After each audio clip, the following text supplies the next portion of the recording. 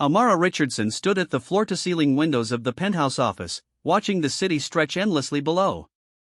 The morning sun cast golden streaks across the glass towers, but she felt none of its warmth. Behind her, the sound of keyboards clicking and phones ringing filled the executive floor of Richardson Industries, the empire she had helped build from the ground up. She pressed her palm against the cool glass, her wedding ring catching the light. 5 years. 5 years since she had married Marcus Richardson, the brilliant entrepreneur who had swept her off her feet at a charity gala. Back then, his eyes had lit up when he looked at her, and he would introduce her proudly as his partner in every sense of the word. Now, those same eyes held something else entirely, something that made her stomach twist with a familiar ache. "Mrs. Richardson?" The voice belonged to Sarah, her assistant, who had appeared quietly behind her. "The board meeting is starting in 10 minutes. Amara turned, smoothing down her tailored navy suit. At 32, she carried herself with the quiet confidence of someone who had earned her place in the corporate world through intelligence and determination, not connections. Her dark skin glowed with natural radiance, and her eyes held a sharpness that had intimidated many competitors over the years. "Thank you, Sarah. Is Marcus already in the boardroom?" Sarah's expression flickered almost imperceptibly. "Yes, ma'am. He arrived 20 minutes ago with Miss Carlyle." Amara's jaw tightened. Victoria Carlyle. The blonde, 24-year-old marketing director who had joined the company 8 months ago. The woman who seemed to appear wherever Marcus went these days, always with a reason that sounded professional but felt like something else entirely. "I see. Well, let's not keep them waiting."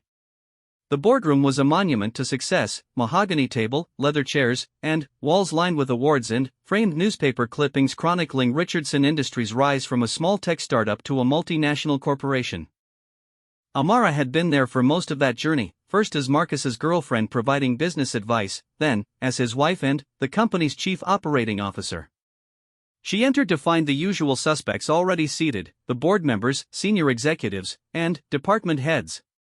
Marcus sat at the head of the table, his dark suit immaculate, his salt and pepper hair perfectly styled. He was still undeniably handsome at 45, with the kind of presence that commanded attention in any room. Victoria sat 2 seats to his right, her red dress a splash of color among the sea of business suits. She looked up as Amara entered, her smile bright and seemingly innocent. "Good morning, everyone," Amara said, taking her usual seat to Marcus's left. "I apologize for the slight delay." Marcus barely glanced at her. "Let's begin. Victoria, would you present the marketing projections for the HerShe deal?" Amara felt a familiar knot form in her chest. The HerShe deal was her project, a potential $10 billion merger with HerShe Technologies that she had been negotiating for 6 months. She had spent countless hours analyzing market data, building relationships with HerShe's executives, and crafting the perfect strategy. Yet here was Victoria, standing to present work that Amara knew she had barely touched. "Thank you, Marcus," Victoria said, her voice sweet and confident. She moved to the front of the room, her heels clicking against the polished floor. "As you can see from the projections, the HerShe merger represents an unprecedented opportunity for growth." She clicked through slides that Amara recognized as her own work, barely modified. The data, the charts, the strategic recommendations, all of it was familiar. Victoria spoke smoothly, fielding questions with answers that Amara had prepared in her detailed reports. "Excellent work, Victoria," said board member James Crawford when she finished. "Your insights into HerShe's corporate culture are particularly valuable." Amara's fingers tightened around her pen. Those insights had come from her private dinners with Margaret HerShe, the company's founder, over the past 3 months. Victoria had never even met the woman. "I have some additional thoughts on the integration timeline," Amara said, her voice steady despite the anger building in her chest. Marcus finally looked at her, but his expression was dismissive. "I think Victoria's presentation covered everything adequately. We should move on to the quarterly reviews." The meeting continued, but Amara felt as though she were watching it from outside her body. Project after project, she saw her work being credited to others while Marcus nodded approvingly. When she tried to contribute, her comments were brushed aside or ignored entirely. The other board members, who had once sought her opinion eagerly, now seemed to look right through her. After 2 hours, Marcus called for a break. The room slowly emptied, leaving only Amara, Marcus, and Victoria behind. "That was a brilliant presentation, Victoria," Marcus said, his tone warm in a way it hadn't been when he spoke to Amara. "Your understanding of the market dynamics is impressive." Victoria beamed. "Thank you, Marcus. I really enjoyed diving deep into this project." Amara stood slowly, her hands pressed flat against the table. "Victoria, could I speak with you for a moment about the HerShe projections?" Victoria's smile faltered slightly. "Of course." Marcus was already heading for the door. "I'll leave you ladies to discuss the details." "Victoria, excellent work today." When he was gone, Amara turned to face Victoria directly. "Those were my projections.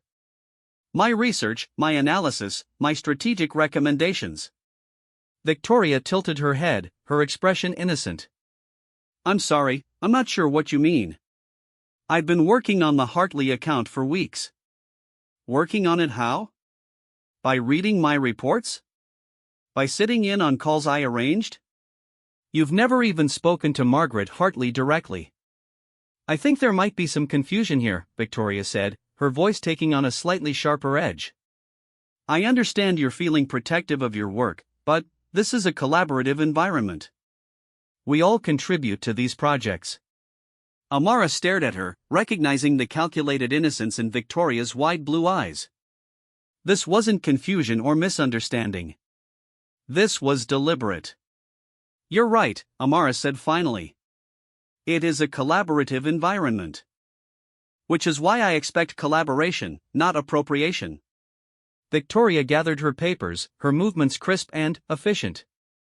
"I should get back to work. There's still so much to do on the HerShe deal."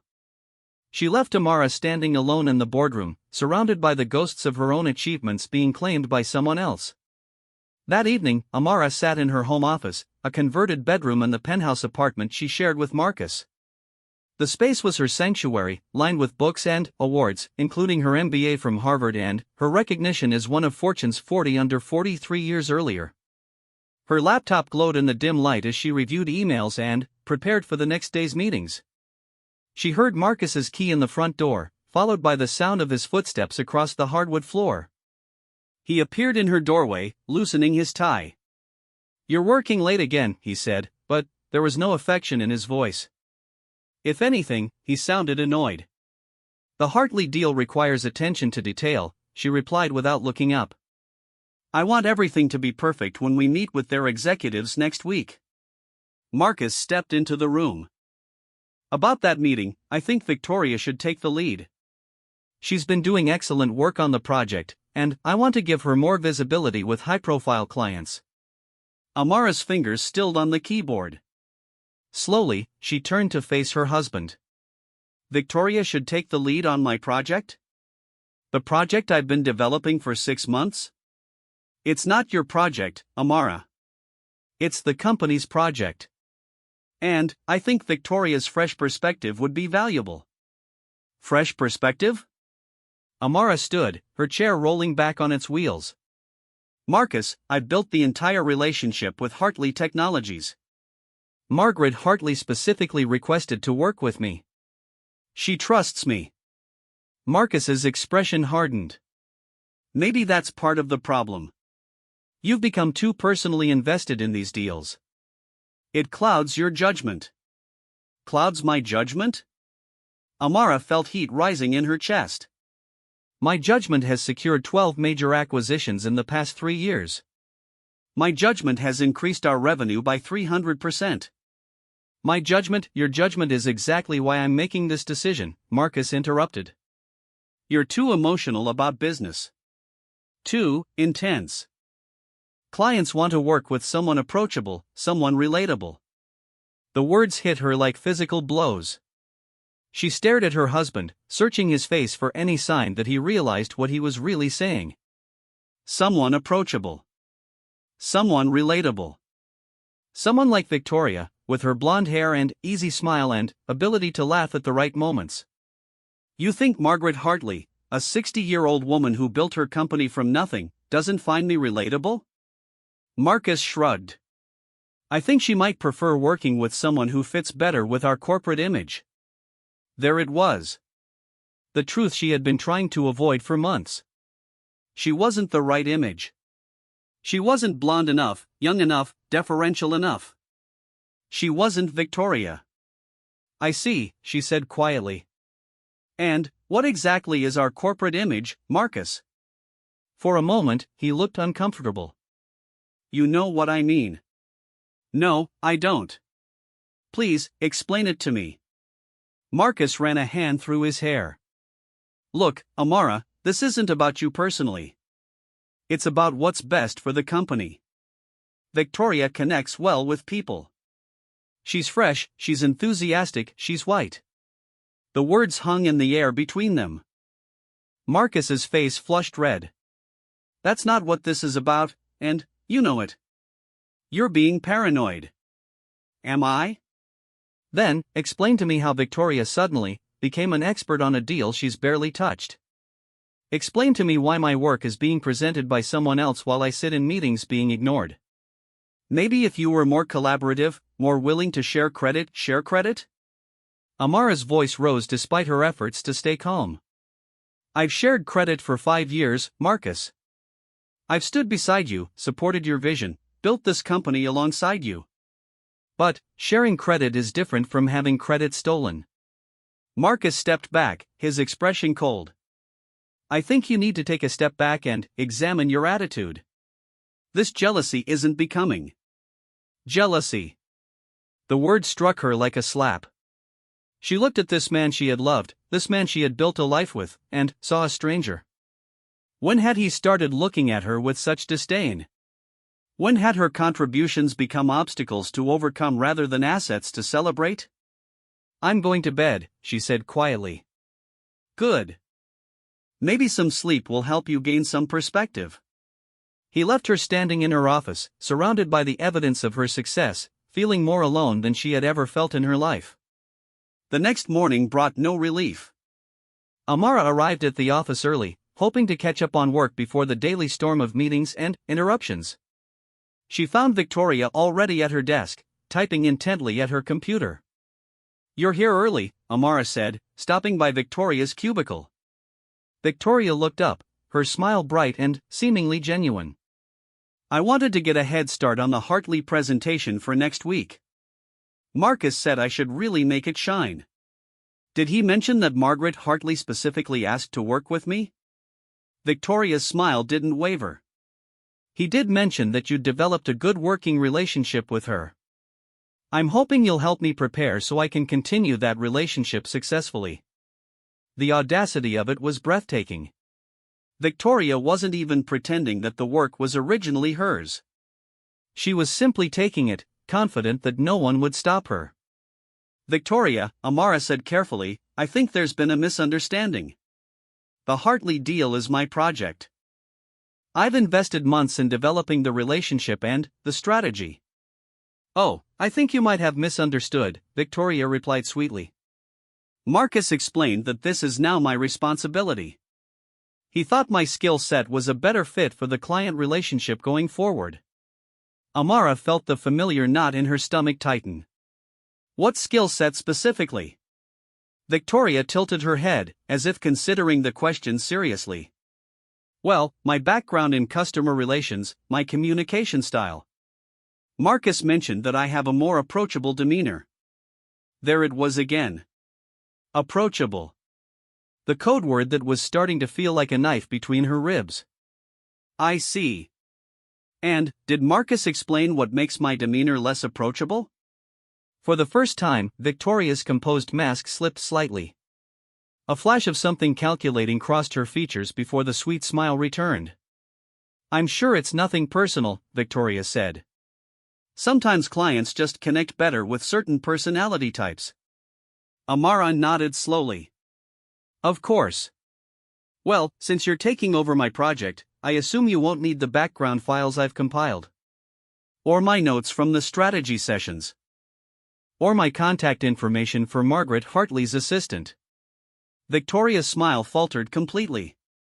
Actually, I was hoping you could help with the transition. Share your insights and materials. So you want me to hand over 6 months of work and, then, step aside while you present it as your own? I prefer to think of it as teamwork. Amara stared at her for a long moment. Victoria met her gaze steadily, no longer bothering to hide the challenge in her eyes. This was a power play, and they both knew it. The question was whether Amara would fight back or quietly surrender. I'll consider your request, Amara said finally, then walked away before Victoria could respond. She spent the rest of the morning in meetings, her mind only half focused on the discussions around her. Every time she spoke, she noticed how the room seemed to shift, how conversations moved on quickly from her contributions. It was subtle but unmistakable, she was being marginalized in her own company. At lunch, she sat alone in her office, picking at a salad while reviewing financial reports. Sarah knocked on her door, looking hesitant. Mrs. Richardson? I hate to bother you, but there's something I think you should know. Amara looked up. Sarah had been her assistant for 3 years, and she had never seen her look so uncomfortable. What is it, Sarah? I overheard a conversation this morning. Between Mr. Richardson and some of the board members. They were discussing the Hartley deal, and... She paused, clearly struggling with how much to say. Go on. They were talking about making changes to your role. Mr. Richardson suggested that you might be better suited to a more supportive position. Something about needing new energy in leadership roles. The salad turned to ash in her mouth. Did they mention what kind of supportive position? Sarah's expression was pained. Something in human resources. Or maybe corporate communications. Human resources. Corporate communications. The corporate equivalent of being put out to pasture. Roles that sounded important but carried no real power, no decision-making authority, no visibility. Thank you for telling me, Sarah. I appreciate your honesty. After Sarah left, Amara sat in the growing silence of her office. Through her window, she could see the city bustling with life, millions of people pursuing their ambitions and dreams. She had been one of them once, hungry and determined, ready to conquer the world. Now she felt like she was disappearing, piece by piece. Her phone buzzed with a text from Marcus, dinner tonight with the Henderson Group investors. Wear the blue dress they liked at the charity gala. Not would you like to have dinner or we have dinner plans. Just an instruction. Wear the blue dress they liked. She was becoming a prop in her own life. She looked at her reflection in her computer screen and saw her grandmother's eyes looking back at her. Eleanor Washington had been a teacher in the segregated South, fighting for respect and recognition in a system designed to diminish her. She had raised Amara after her parents died, filling her with stories of strength and resilience. Baby girl, she used to say, they'll try to make you smaller so they can feel bigger. Don't let them. You take up the space you deserve, and you make them deal with it. Eleanor had been gone for 5 years now, but Amara could still hear her voice as clearly as if she were sitting in the room. The afternoon passed in a blur of routine tasks and meaningless meetings. As 5 o'clock approached, Amara gathered her things and prepared to leave. She had a dinner to attend, a role to play, a marriage to maintain. But something had shifted inside her, a small flame that had been dormant for too long. In the elevator down to the parking garage, she made a decision. She would not go quietly into the supporting role they had planned for her. She would not smile and nod while her work was stolen and her contributions erased. She would not disappear. But, first, she had to understand exactly how deep the betrayal went. And she had to decide what she was willing to sacrifice to fight back. The elevator doors opened, and Amara stepped into the garage, her heels echoing off the concrete walls. Above her, the lights of Richardson Industries gleamed against the darkening sky, a testament to everything she had helped build. Tomorrow, she would begin to understand just how much they were willing to take from her. And then, she would decide how much she was willing to take back. The Henderson Group dinner was held at Lumiere, the kind of restaurant where reservations were made months in advance and the wine list cost more than most people's monthly salary. Amara sat beside Marcus at the round table, her blue silk dress catching the candlelight, her smile perfectly calibrated for the evening's performance. Across from her sat Jonathan Henderson, the 60-year-old patriarch of Henderson Group, flanked by his son David and their chief investment officer, Rebecca Torres. These were the people who could make or break deals, who controlled billions in investment capital, who could elevate Richardson Industries to unprecedented heights or crush their ambitions with a single decision. "Amara, you look radiant as always," Jonathan said, raising his wine glass in her direction. "Marcus is a lucky man to have such a beautiful and intelligent wife." "Thank you, Jonathan. That's very kind." She smiled warmly, playing the part she had perfected over years of these dinners. The supportive wife, the charming hostess, the perfect corporate asset. Marcus placed his hand on her thigh under the table, a gesture that once would have been affectionate but now felt possessive. "Amara's been instrumental in several of our recent acquisitions. Though she's been focusing more on strategic oversight lately, letting the operational teams handle the day-to-day execution." Amara's smile never wavered, but she felt the words like small cuts. Strategic oversight. A euphemism for being pushed aside. She took a sip of her wine, the expensive Bordeaux tasting like vinegar. "That's wise," Rebecca said, cutting into her beef tenderloin. "Sometimes the best leaders know when to delegate. It allows for fresh perspectives in client relationships." There was that phrase again. Fresh perspectives. Amara was beginning to understand that it was corporate speak for younger and whiter. "Speaking of client relationships," David Henderson interjected, "we're very interested in this HerShe Technologies deal we've been hearing about. That kind of merger could reshape the entire tech landscape." Marcus leaned forward eagerly. "We're incredibly excited about it. Our team has been working tirelessly to make it happen. Victoria Carlisle, our marketing director, has been leading the charge with some truly innovative approaches." Amara's fork paused halfway to her mouth. 6 months of work, reduced to Victoria's innovative approaches. She forced herself to chew and swallow before speaking. "The HerShe deal represents a unique opportunity," she said carefully. "Margaret HerShe has built something extraordinary, and we respect her vision for maintaining the company's innovative culture while expanding its reach." "You speak as if you know her personally," Rebecca observed. "I do. We've developed a strong working relationship over the past several months." Marcus's hand tightened on her thigh, a warning. "Amara has been involved in the initial relationship building, but we're transitioning the lead to Victoria to bring fresh energy to the negotiations." Jonathan nodded approvingly. "Smart strategy. Sometimes you need someone who can relate to the next generation of business leaders." Amara looked around the table at these people who shaped entire industries with their decisions. Jonathan Henderson was 70 years old. Rebecca Torres was 55. David Henderson was 42.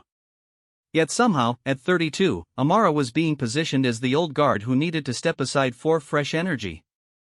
"Margaret HerShe is 62 years old," Amara said quietly. "She built her company over 3 decades. I'm not sure she's looking for someone who relates to the next generation as much as someone who understands the wisdom of experience." The table fell silent for a moment. Marcus's grip on her leg was becoming painful. "Of course," he said quickly, "experience is valuable too. We're fortunate to have both perspectives on our team." The conversation moved on to other topics: market trends, regulatory changes, investment opportunities. Amara participated when expected, laughed at the right moments, nodded at appropriate intervals. But part of her mind was elsewhere, calculating and planning. After dinner, as they waited for their cars, Jonathan Henderson pulled Amara aside. "I hope you don't mind me saying this," he said, his voice low, "but you seem different tonight. More subdued than usual. Is everything all right?" Amara looked into his weathered face, seeing genuine concern there. Jonathan had always treated her with respect, had sought her opinions on business matters, had included her in discussions that other investors might have considered men's business. "I'm fine, Jonathan. Just tired." It's been a demanding few months. He studied her for a moment longer. You know, Amara, I've been in this business for 40 years. I've seen a lot of talented people come and go. But I've rarely met someone with your combination of intelligence, integrity, and instinct. Don't let anyone convince you that those qualities are less valuable than they were yesterday. Before she could respond, his car arrived, and he was gone, leaving her standing on the sidewalk with questions swirling in her mind. The ride home was silent. Marcus stared out the window while Amara watched the city lights blur past. Only when they were in the elevator up to their penthouse did he finally speak. What was that about tonight? I'm sorry? The comments about Margaret Hartley's age. The way you inserted yourself into the conversation about the deal. I thought we agreed that Victoria would be taking the lead. Amara pressed the button for their floor. You agreed. I was informed. Don't be dramatic, Amara. This is business. Everything is business with you now, isn't it? She faced him as the elevator climbed. When did I become just another employee to manage instead of your partner? Marcus's jaw tightened. You're being emotional again. This is exactly why what? Why you decided I wasn't capable of handling major clients anymore. Why you started giving my work to Victoria. Why you stopped looking at me like you used to. The elevator doors opened, but neither of them moved. I look at you the same way I always have, Marcus said, but his eyes didn't meet hers. No, you don't. You look at me like I'm a problem to solve. Like I'm something that needs to be managed or contained or repositioned for optimal corporate image. They stepped into their apartment, the familiar space feeling foreign and cold. You're imagining things, Marcus said, loosening his tie. You're stressed about work changes, and you're projecting that onto our marriage. Amara kicked off her heels, her feet aching from hours of standing and smiling. Work changes. Is that what we're calling it? When the COO is systematically stripped of responsibilities and sidelined from major deals? You're being paranoid. Am I? Then, let's test that theory. She turned to face him fully. Give me one good reason why Victoria should lead the Hartley presentation instead of me. One reason that isn't about image or demographics or making clients comfortable with someone who looks like them. Marcus stared at her for a long moment. Victoria brings enthusiasm to the role. She's hungry, ambitious. I brought enthusiasm when I started here. I was hungry and ambitious when I helped you build this company from 20 employees to 2,000. When did those qualities become liabilities? They didn't. But priorities change. The company has evolved. The company has evolved, or you have? The question hung between them like a challenge. Marcus turned away, walking toward their bedroom. I'm tired, Amara. Can we discuss this another time? When? When would be a good time to discuss how my husband is erasing me from my own career? He paused in the doorway. Maybe if you spent less time fighting the changes and more time adapting to them, this would be easier for everyone. After he left, Amara stood in their living room, surrounded by evidence of their life together. Wedding photos, vacation memories, awards and accolades from their shared success. But, looking at it all now, she realized how much of herself had disappeared over the years, how many compromises she had made to fit into the vision of what Marcus thought she should be. She poured herself a glass of wine and sat on the couch, pulling out her phone. On impulse, she called her best friend, Lisa Chen, who lived in San Francisco and ran her own consulting firm. Amara. I was just thinking about you. How are things in New York? Just hearing Lisa's voice made something tight in Amara's chest loosen slightly. Not great, if I'm being honest. What's going on? Is it Marcus? Amara found herself spilling everything, the stolen credit, the marginalization, the way Marcus looked at Victoria versus how he looked at her, the slow erosion of her position in the company she had helped build. Lisa listened without interrupting, making soft sounds of understanding and outrage in all the right places. Jesus, Amara, she said when the story was finished. How long has this been going on? I don't know. Maybe months? Maybe longer? It's been so gradual that I almost convinced myself I was imagining it. You're not imagining it. What you're describing is classic workplace discrimination, and the fact that it's your husband makes it even worse. Amara leaned back against the couch cushions. But, is it discrimination, or is it just business? Maybe Marcus is right. Maybe I am being emotional about normal corporate restructuring. Amara, listen to me carefully. You have an MBA from Harvard. You've increased their revenue by 300%. You've been featured in Fortune magazine. Does any of that sound like someone who should be demoted to human resources? No, Amara said quietly. And, this Victoria person, does she have your education? Your track record? Your relationships with major clients? No. Then, what does she have that you don't? The answer sat heavily in the space between them. You know what she has. I want to hear you say it. She's young. She's blonde. She's white. She makes Marcus and his board feel comfortable in a way that I apparently don't anymore. There it is. And, now the question is, what are you going to do about it? After they hung up, Amara sat in the dark living room for hours, thinking. She thought about her grandmother, who had fought for every scrap of respect in a world determined to deny her dignity. She thought about the young woman she had been when she first met Marcus, full of fire and ambition and certainty about her worth. Somewhere along the way, she had lost that certainty. She had allowed herself to be gradually diminished, convinced that each small compromise was necessary for the greater good of their marriage, their company, their shared future. But, looking around at their beautiful apartment, their successful business, their perfect life, she realized that it had all been built on the foundation of her willingness to make herself smaller. And, now Marcus wanted her to disappear entirely. The next morning, Amara arrived at the office with a new sense of purpose. She had made a decision during her sleepless night, and she intended to follow through with it. She started by requesting a meeting with the board of directors. Not through Marcus, not as his supportive wife, but as the chief operating officer of Richardson Industries, exercising her legitimate right to address concerns about company direction. I'd like to schedule time to discuss the Hartley Technologies merger, she told board secretary Patricia Walsh.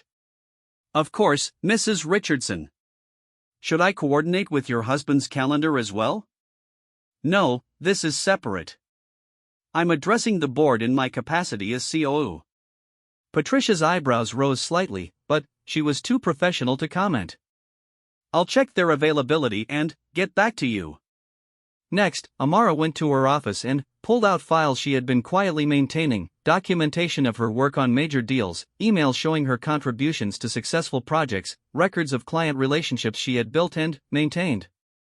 She had been meticulous about keeping these records, originally for performance reviews and company archives. Now she realized they might serve a different purpose. She was interrupted by a knock on her door. Victoria stood there, looking nervous for the first time since Amara had known her.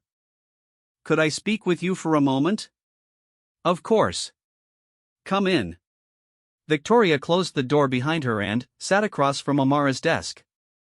I wanted to talk about the Hartley presentation. I know this transition has been awkward. Awkward. Is that what you'd call it? Victoria fidgeted with her hands. I want you to know that I didn't ask for this assignment. Marcus approached me about taking it on. I see. And, what did you tell him? I told him I was honored by his confidence in me, but that I respected the work you'd already done on the project. Amara leaned back in her chair. And, then? He said the decision was final. That the company needed to move in new directions with new leadership. Victoria paused. He also said that you were struggling to adapt to changes in the industry. Did he? Amara's voice was carefully neutral. And, what changes would those be? He mentioned that clients were looking for different qualities in their business relationships. More accessibility. There was that word again. Amara was beginning to understand that accessibility was simply another way of saying not like Amara. Victoria, can I ask you something directly? Sure. Do you believe you're more qualified than me to lead the HerShe negotiations? Victoria's composure cracked slightly. I think I bring different strengths to the role. That's not what I asked. A long pause. No. I don't think I'm more qualified. Then, why are you doing this? Victoria looked down at her hands. Because Marcus Richardson is the CEO of this company, and, when he gives me an assignment, I don't think saying no is really an option. At least she was being honest. Amara could respect that, even if she couldn't forgive it. I appreciate your candor, Amara said. Now let me be candid with you. I've spent 6 months building the relationship with Margaret HerShe. She trusts me, she likes me, and she specifically requested to work with me. If you walk into that presentation trying to substitute for me, she's going to notice. What are you suggesting? I'm suggesting that you might want to reconsider whether this is a battle you want to fight. Because if this deal falls through because of inexperienced leadership, Marcus will need someone to blame. And it won't be himself. Victoria paled. Are you threatening me? I'm giving you the same advice I give any colleague. Be very careful about taking credit for work you didn't do and relationships you didn't build. It has a way of backfiring. After Victoria left, Amara returned to her documentation. She printed everything, organized it meticulously, and prepared a presentation that would make her contributions to Richardson Industries absolutely clear. Her phone buzzed with a text from Marcus, lunch at the plaza with potential investors. Meet me there at 12:30. She checked her calendar. No lunch meeting was scheduled. This was another command performance, another opportunity for her to smile and play the supportive wife while Marcus shaped the narrative about their company's future. But this time would be different. This time, she would be gathering information rather than simply providing decoration. She arrived at the plaza to find Marcus already seated at a corner table with 2 men she recognized as partners from Milestone Ventures, one of the biggest investment firms on the East Coast. They controlled enough capital to make or break tech companies with a single decision. Gentlemen, you remember my wife, Amara, Marcus said as she approached. Of course, said the older partner, Richard Walsh. How nice to see you again. Amara smiled and took her seat, immediately sliding into her practiced role. She asked about their families, complimented the restaurant choice, made light conversation that helped everyone relax. It was a skill she had perfected over years of these meetings, the ability to make powerful men feel comfortable and valued. Marcus tells us Richardson Industries is entering a new phase of growth, the younger partner, Michael Chen, said after they had ordered. That's right, Marcus replied. We're streamlining our leadership structure, bringing in fresh talent, preparing for the next level of expansion. That sounds exciting, Richard said. Are you planning any major acquisitions? We have several deals in development. The most significant is our pending merger with HerShe Technologies. Impressive. That's a $10 billion deal, isn't it? Approximately. And we have just the right team in place to make it happen. Amara listened as Marcus described his strategy for the HerShe merger, using language she recognized from her own reports and recommendations.